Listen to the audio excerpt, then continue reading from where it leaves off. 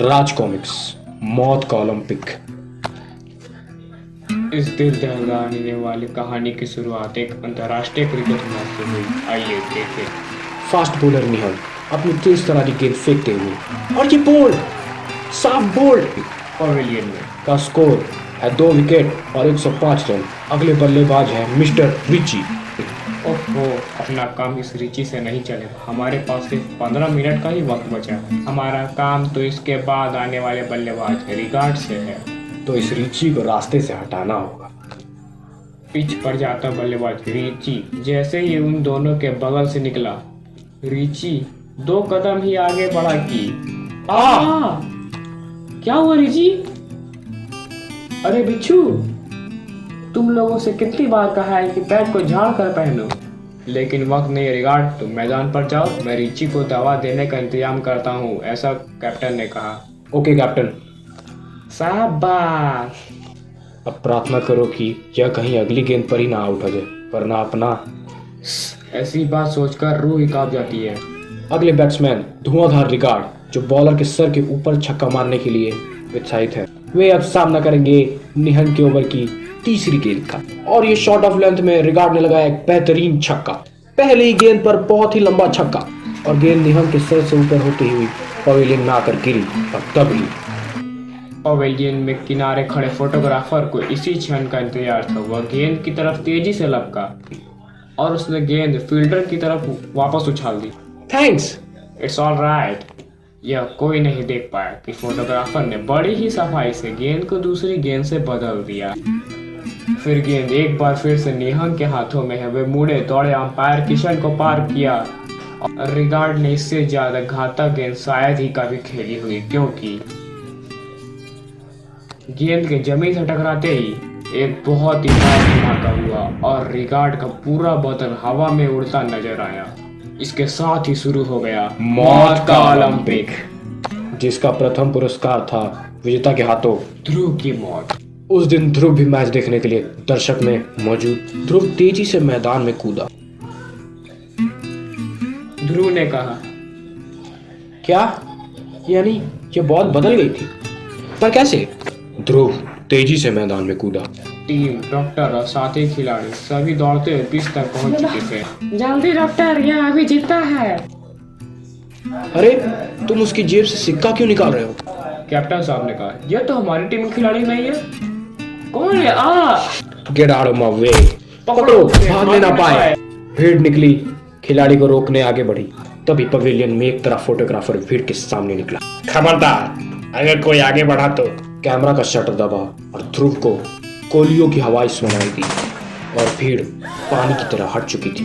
पलक झपकते ही वे दोनों European stadium से बाहर थे। वहाँ रही हमारी कार। लेकिन तुम उस तक पहुंच नहीं पाओगे। अब अगर तुम कहीं पहुंचोगे तो वो होगी पुलिस स्टेशन में। अगर तुम कहीं पहुंचोगे तो वह जगह पुलिस स्टेशन है। तभी ध्रुव को आ रहे खतरे का एहसास हुआ, और वो एक तरफ तेजी से हटा, लेकिन हटते हटते उसे हल्का सा धक्का लग ही चुका था, और वह जमीन पर गिर गया। गुब्बार उड़ाती गायब हुई। वह कार देखते ही देखते गायब हो चुकी थी। ओहो, इस पर तो नंबर प्लेट तक नहीं है, और इस रंग और मॉडल की सैकड़ों कार इस शहर में है। और फिर पुलिस स्टेशन में फिर ध्रुव ने कहा, यह सब बहुत ही पूर्ण नियोजित था सर। पवेलियन में 2 आदमी ही थे। कैमरा रूबी, पिस्तौल का फोटोग्राफर, बाहर कर रही बिना नंबर की एक प्लेट कार, ऐसा कैसे?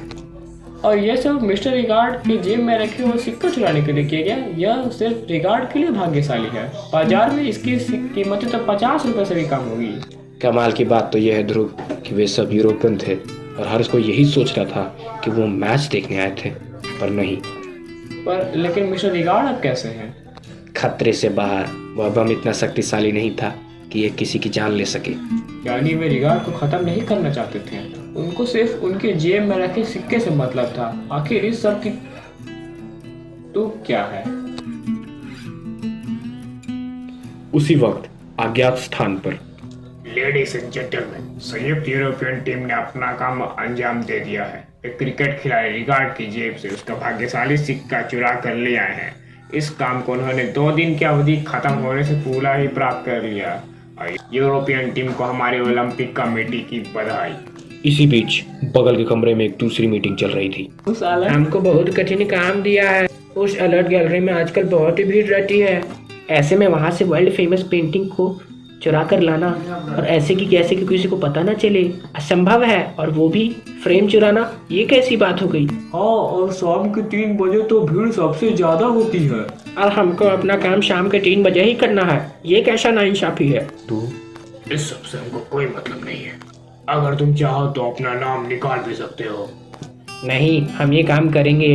मैं साबित कर दूंगा कि हम चीनियों के लिए कुछ भी असंभव नहीं। और तभी पुलिस हेडक्वार्टर्स में यूरोपियन का कोई पता नहीं है। वारदात होने पर सारे भागने वाले रास्ते को बंद कर दिया है मैंने, लेकिन वे गधे सर के सींग की तरह गायब हो गए हैं। आप फिक्र मत कीजिए सर, मैं उनको पाताल से भी खोज कर निकाल ले आऊंगा। आखिर ये हमारे देश की प्रतिष्ठा का ये सवाल है।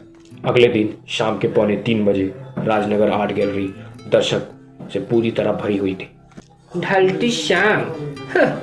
ये तो मगरमच्छ के अंदर की फोटो लग रही है। जब समझ नहीं आता तो क्यों आएगा यहाँ। ये क्या जलेबी की तस्वीर। धीरे बोल मूर्ख, ये जीवन की भाग्यशाली है। तभी बाथरूम में गोली चलने की आवाज ने सबका ध्यान अपनी तरफ खींच लिया था। आर्ट गैलरी में तैनात गार्ड तेजी से बाथरूम की ओर लपके चोर चोर पकड़ो। और लगभग 2 नकाबपोश उनके साथ ही पीछे से निकले। इसके हाथ में तो पेंटिंग्स है। होश में आओ और पेंटिंग्स नीचे। मैंने कहा हिलना मत। और गार्ड उछलकर नीचे आ गिरा। नकाबपोश बगल वाली खिड़की की ओर लपके। आओ जल्दी। यह सब पल भर में हो चुका था। दूसरे गार्ड को पिस्तौल निकालने का मौका भी नहीं मिला, और परंतु खिड़की के शीशे में लगा पुलिस अलार्म धंधनाने लगा। तुरंत ही सावधान सावधान। 13वें रास्ते के सभी पुलिस पेट्रोल तुरंत आर्ट गैलरी मॉल में पहुंचे। Red alert. यह आवाज ध्रुव के रेडियो से आई थी।